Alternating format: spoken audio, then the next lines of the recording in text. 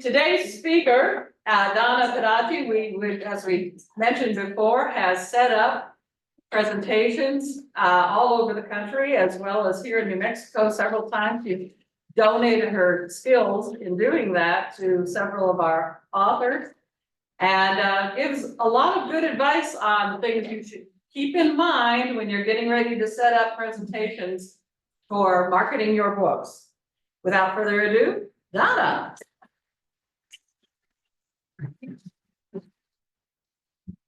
Thanks again. And again, thank you for being here. During COVID, I'm going to tell you how I got here. Like many of you, I have given business presentations through most of my career, but never thought about writing. I had written a lot of business articles and a couple of business books, but never thought of myself as an author. COVID happened. I got locked down like everybody else, and my husband was in fear of my sanity. And so I decided to take on a project. I had been researching women of the Old West for probably 15 years, just for my own interest. So I pulled 10 of those women and did a book.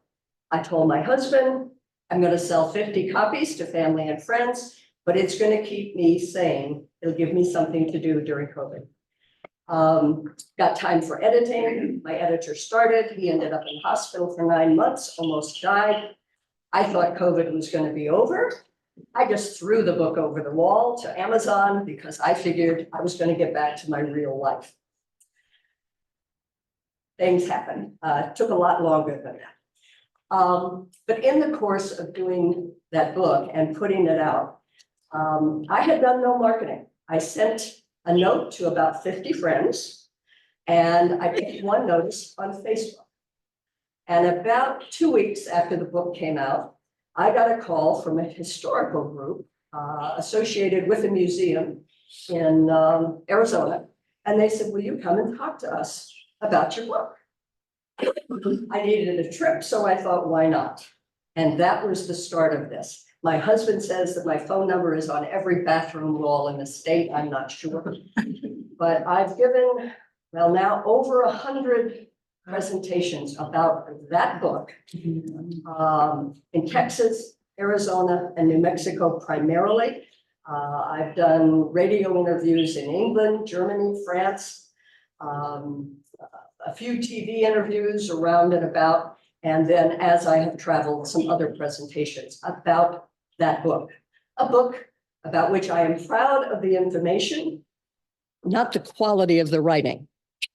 I'm going to fix that, but at any rate, but that's how it came about. And so in the course of doing all of these presentations, I've talked to a lot of other people who have done books, and they don't know how, they don't know how to get started. And so we thought today we'd put this together in hopes of giving you a few ideas and suggestions. So that's the purpose of the presentation today.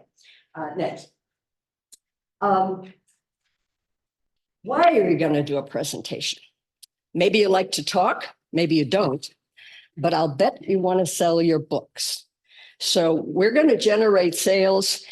And to me, even more importantly, you're going to share that information that you have worked so hard on researching, writing, getting published, and trying to market.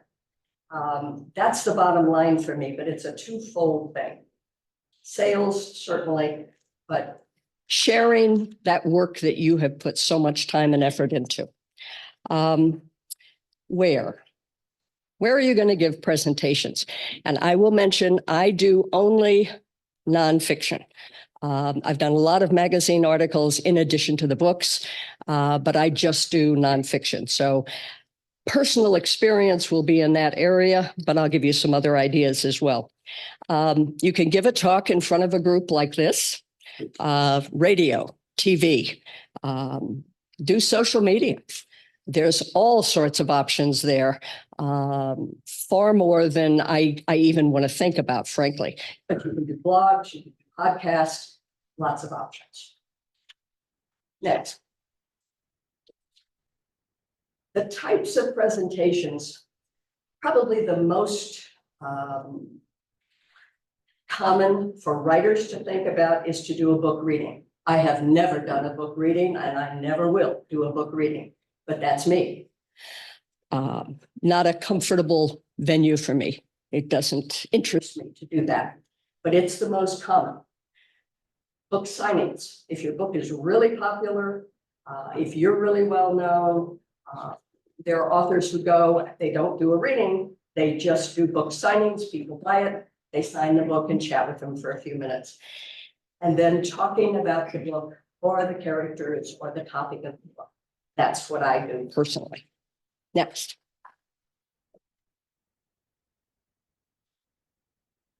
The question I'm always asked is, well, give me specifics. Where can I do? Forgive me, I'm going to read these because I don't want to miss any. Bookstores, certainly, that's probably the most common. Libraries, they are always happy to have personal presentations. For me, history groups. I have probably given 70 of those 100+ presentations to historical societies, museums, those associated with history, because that's what I do. Each of you will have to think about what is your topic. There may be another very specific niche for you. Rotary clubs, Kiwanis clubs, any of those service clubs, they're always looking for a speaker. All you have to do is contact, go online, find out who the president or the program person is, send them an email, call them, whatever contact info they have, and just say, hey, this is what I've done. I'm available if you need a speaker. The time is usually shorter. Usually it's about 20 to 30 minutes. So if you're going to do one of those service kind of clubs, you need to keep that in mind. It's a much shorter time period than most. Book clubs. Some of my most favorite presentations are given to book clubs. Number one, maybe they'll buy your book, read it, and then you can go in and you can talk about it. I've got one up in Santa Fe. I love to go. They are fantastic and it's fun for me. A lot of church groups, interestingly enough, depending on your topic. Again, very specific. Community clubhouses, senior living communities. There are more and more of those every day. And they love to have somebody come in and talk to their residents, gives their residents something to look forward to, gives them an excuse to have their own book club. And they're a very appreciative audience, which is kind of fun. Sometimes businesses, but it is very topic specific. You would have to judge that and then look at the businesses within a geographic area. Some businesses do offer those kind of opportunities to their employees, but again, it's very specific to your topic. Interest groups, hobbies, motivational, all kinds of self-help, garden clubs.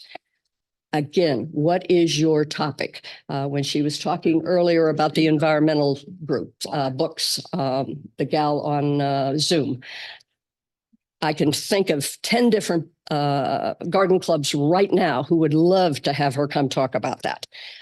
So again, depending on your topic, you have to look at what groups out there you think would be interested, and then just call them, email them. If they're not aware, they're not going to invite. Ask your friends, what organizations are they involved in that have speakers? I have been really surprised at some of the suggestions my friends have made to me. I go up to Los Alamos probably once every 3 or 4 months to some different group because I have several friends up there and they've always got somebody they want me to come talk to. There are some social media sites that disappear after 24 hours, but it gives you a chance to practice. Snaps, Facebook stories, Instagram. Look around. You may be way more familiar with website groups than I am. Publishing a podcast can be a great exercise. for you to practice with. You can put it together. You don't even have to publish it, but it gives you a chance to videotape yourself, try different things, see what works. And if you've got some good ones, find a good website where you can publish that. Next. I put this one up just as an example. That is not me, but one day I got a call from the Moriarty Historical Society. I didn't even know there was a Moriarty Historical Society. I didn't know they had a conference center out there. They invited me out. I had like 70 people show up. I sold 10 books. That day, 11 more were purchased online. And so I assume that it came out of that talk. But the reason I showed it is simply to ask you to think about places. What is your topic? Who do you want to know about your book? And then reach out. Whatever fashion is comfortable for you, but there's lots of options out there if you want to do this. Next. As you're thinking about putting together your presentation, I'm going to suggest that when possible, tell a story. When I was in school, I hated history. I hated it. They wanted me to memorize dates and names. My least favorite things in the world, probably. It wasn't until I was out of college that I happened to run into a historian who told me about a historical event in a storied fashion, and I was fascinated. To the point I went off and I started doing some research on the incident they were talking about. And that was when I discovered history. How many times have we gone to a speech or a presentation and somebody recites facts, figures, statistics, or they tell you something in a very dry way? Tell a story, make it interesting. Try to relate to your audience. You've all got such diverse topics that it's hard for me to be specific, but think about how you can make it into a story that an audience can relate to and get excited about it in terms of hearing what you're saying. Scientists tell us that our brains actually work differently when we're listening to a story versus recitation of details. Next.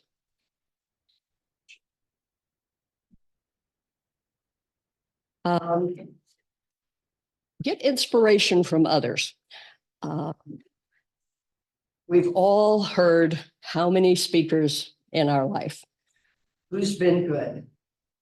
Who did you like their style? Who did you not like? You don't want to copy, but pick up the very best things that you remember from those conversations.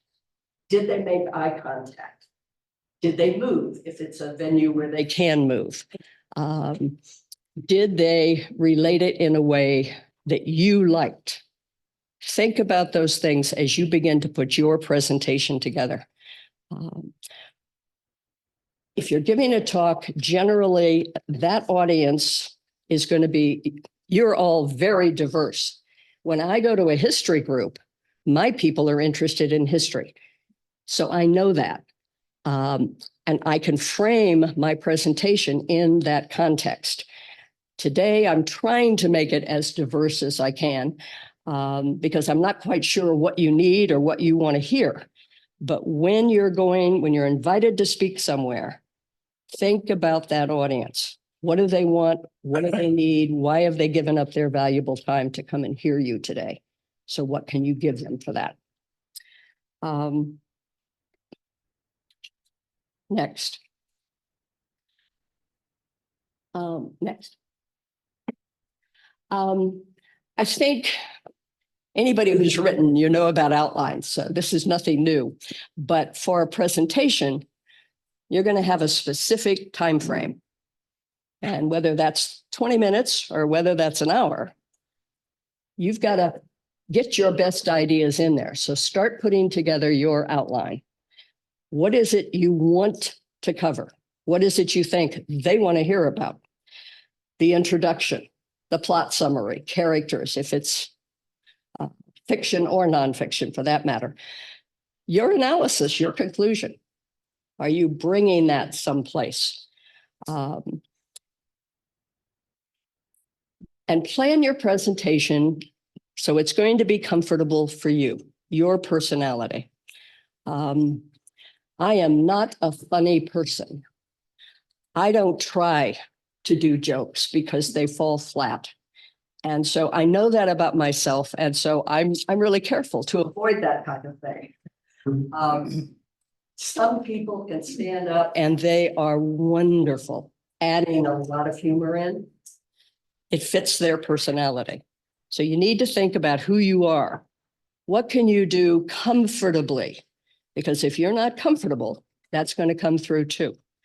So think about that as you're putting down your outline and begin to flesh that out.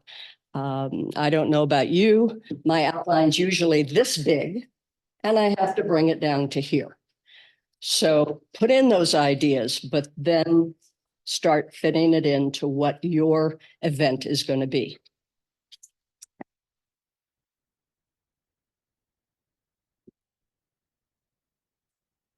When someone invites you to come and speak, find out what the venue offers. Are you going to have a podium like this? You're going to have someplace that you can put something down, your computer, whatever.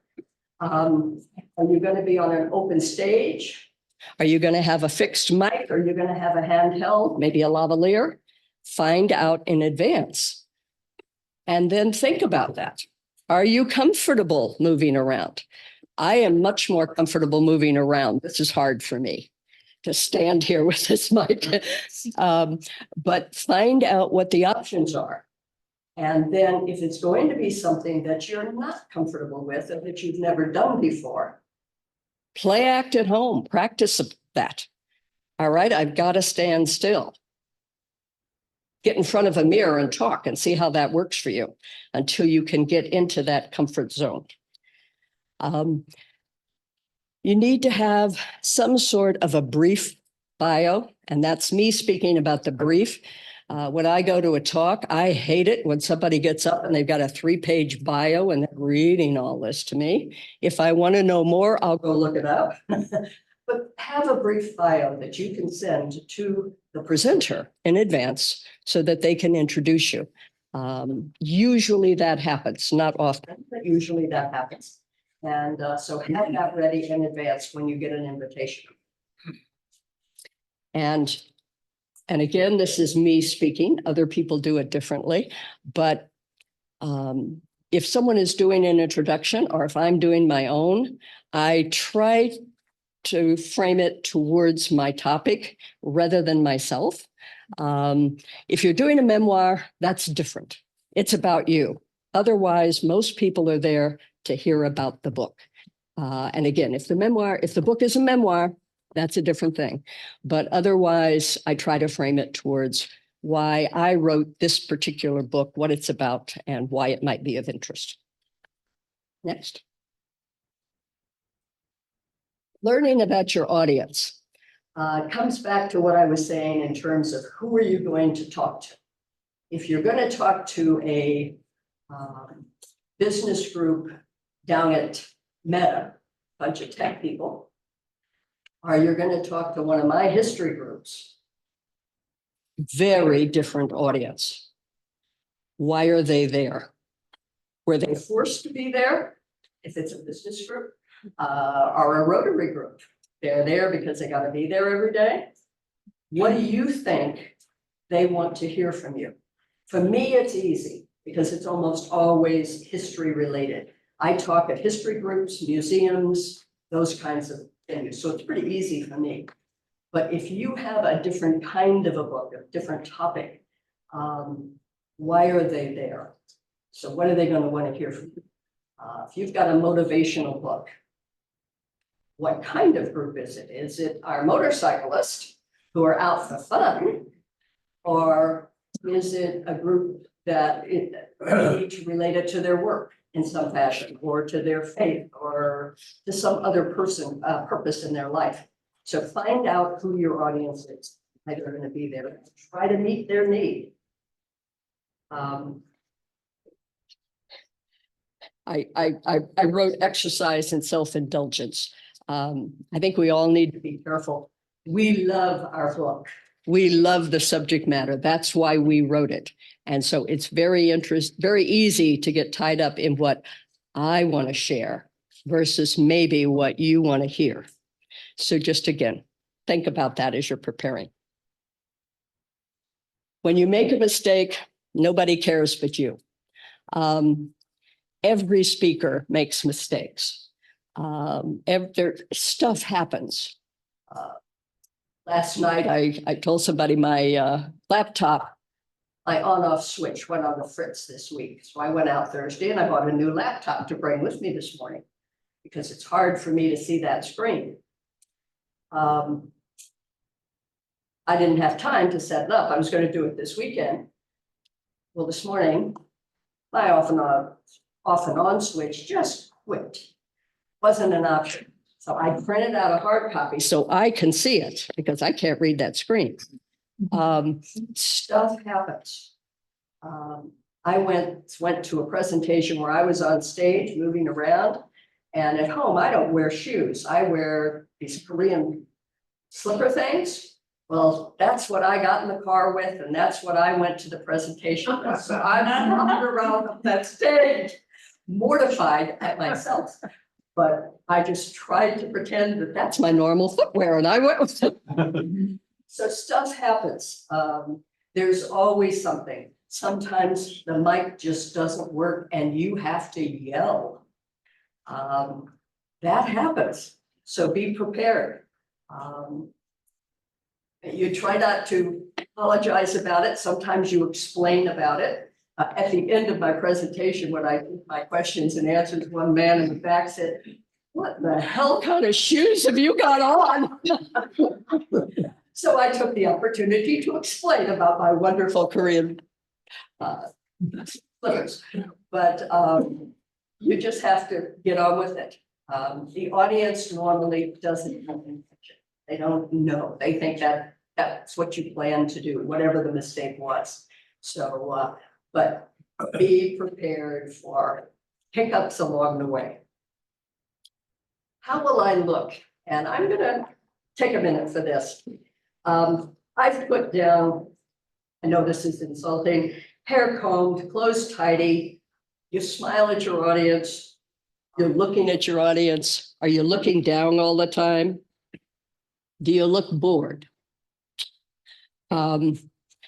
I told Rose, I went to a conference about a month and a half ago, and there was a gorgeous young woman who was giving a talk. And it was an open stage, no podium. So she was out front. She had on a skirt that was about this long. Well, never mind the skirt, but through the entire presentation, she's pulling on her skirt. She's just pulling that thing down the whole time. I'm sitting there and I don't even hear what she's saying because it's so distracting as she's trying to cover herself. When I was leaving the presentation, that was the only comment I heard from other people. I thought it was just me. Everybody saying, "My God, why didn't she wear a longer skirt?" You know, I don't know if anybody heard what she was saying because she was constantly pulling at her clothing.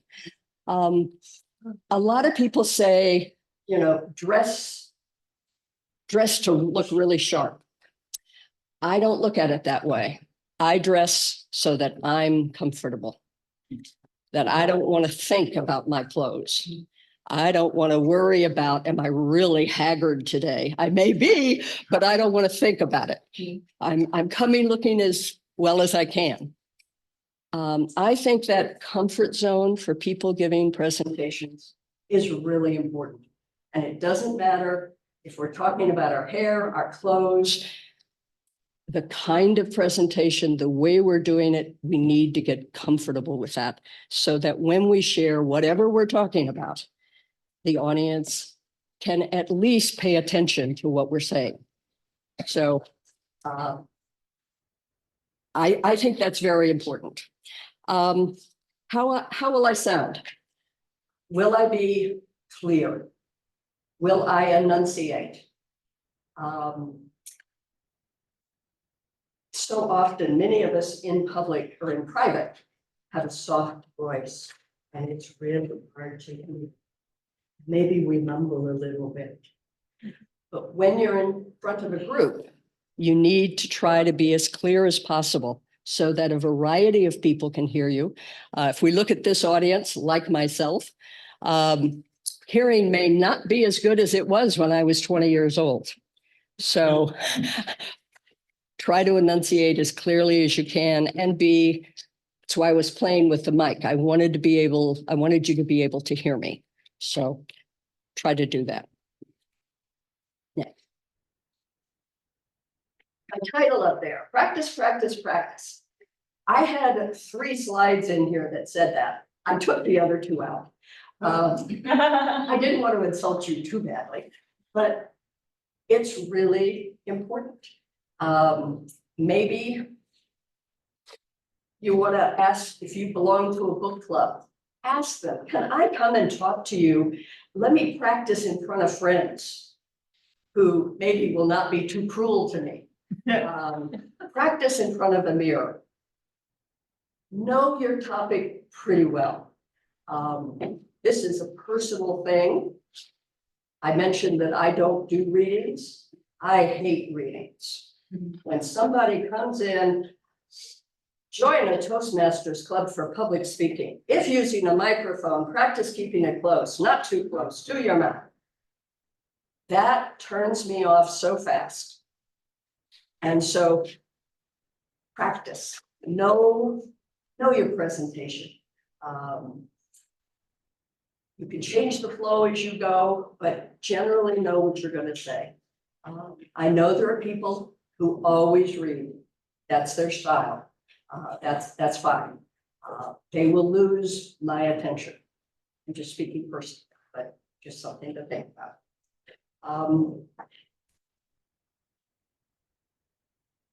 Make it personal. When I talk to groups about this last book, The Scandalous Women, I have a passion for these women.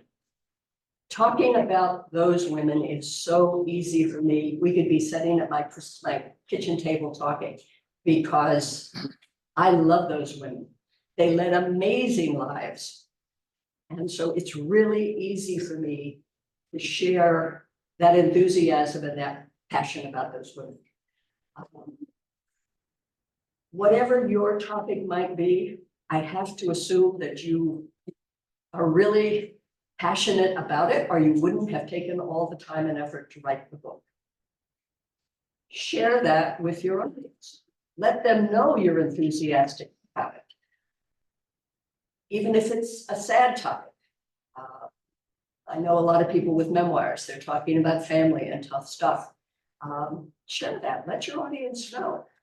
Probably better that you don't break down sobbing, but there's nothing wrong with letting them know that this touches you.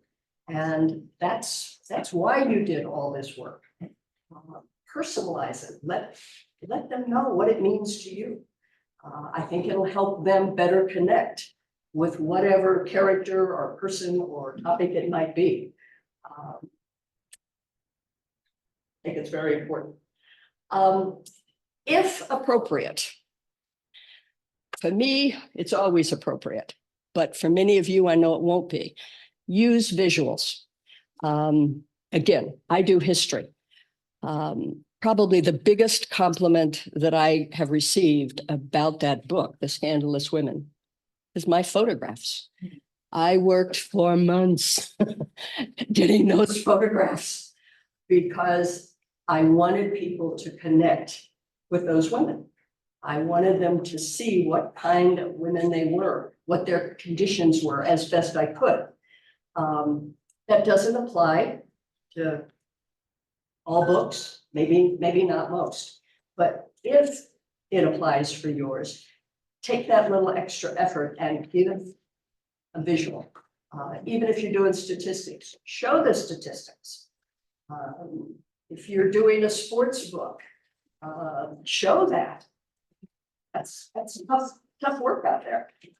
So it doesn't matter what your issue is, but if you can do that, audiences love it. I get so many compliments and so many comments about those visuals. Be prepared for questions. We're going to get there in a minute. Almost all presentations about books have an opportunity for the audience to ask questions. You can decide if you want to take them during the presentation or at the end of the presentation. You'll notice I didn't ask you to do that as we started because I prefer them at the end. But that's my preference. A lot of people take questions all the way through. You just have to be sure you're gauging your time so that it's very easy to go down a rabbit hole with questions. One can turn into 10 and it can really mess with your time. So decide how you like to do it.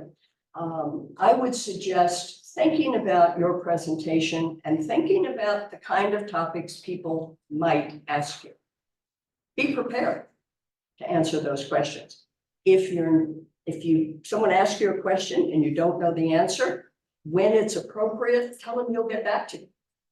Don't make it up. People do that sometimes. But if appropriate, if somebody here has a question and I don't have an answer for you, I will try to get your contact information and I'll get back to you with it. I'm always happy to look something up if we need to, but think about those questions. If you've got some sort of a technical book or a scientific book or something like that, I apologize. Allergies, like everybody are going crazy, excuse me.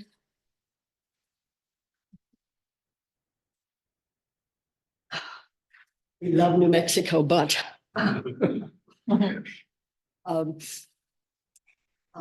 getting back to the questions, again, be prepared. Just think about it. If you were listening to your presentations, what kind of things comes to your mind? What do you want to know more about? You can get all sorts of odd questions, but there are certainly some standards that you can prepare yourself for, and so be ready. I always like to encourage people to ask questions. I think it's a great way to interact with the audience, and it can lead to some really wonderful rabbit holes. I've gotten some great resource material from people who said, well, hey, do you know about this or this person or that person or whatever? And so I do like questions, and I personally do encourage the audience to take them. There are people who never want to take questions. You can make that call. Just think about it in advance and don't give that opportunity. Okay. Next. The last thing, and I think it's really important, is if you're going to do a presentation, have some fun with it. It takes time and effort to put it together. Some people are really nervous about it. And so it's something they're going to step outside their zone, but just make it fun. What's the worst thing that's going to happen? You can sort of make an idiot out of yourself. I've done that on a few occasions, I suppose. But your audience is there for a reason. And your intent is to share information about your book. What could be better than to have an opportunity to share it with 40 or 50 or 60 people? I don't know how many we have here. But if I were talking about my book, I would be really excited about sharing that information because I want you to know about my interest. And hopefully you all feel that way too. Whatever your book may be, whatever the topic is, if you're not excited about it, why did you write it? Would be my question. I've seen a few people who looked like they were truly bored when talking about their work. And I just don't get that. I don't understand that. I think if you're excited, the audience is going to pick up on that. And so make it fun. Again, if you can make it humorous, go with that. I can't, but go with that. As a general rule, your audience is there because they want to know about your topic. That's the bottom line for you. They want to know. They're there because they want to hear about it. So share it and enjoy it. I've had friends that have been really upset. They go and they talk before a group and they've taken books in hopes of selling them and they don't sell any books. That's not a tragedy. Hopefully those books are online or at local bookstores or whatever, that people can leave the event and go and buy them, or they're going to tell their friends. Probably the second talk that I did after The Scandalous Women was published, a woman came up to me afterwards and the audience was gone and she asked me a dozen questions. And at the end of our conversation, she belonged to a high school group. They had all graduated, and once a year, they get together every year. And she ended up buying 37 of my books that day. I didn't have them with me, but we arranged to meet later. But she gave that book to every one of those high school friends. That was her gift to take to her next reunion of these 37 women. Again, I didn't sell a book to the rest of the audience, but I sold 37 that day. The Moriarty thing I was referring to, I don't usually check my sales on a daily basis like that, but that day, for whatever reason, I did. And 11 books were sold that afternoon. My guess is it came out of that talk. So I don't think anyone should ever be discouraged if you don't sell. Hopefully you do, but you never know. So don't let that be the deciding factor about whether it's been a successful event or not. Just share it with enthusiasm and see where it goes. That's it.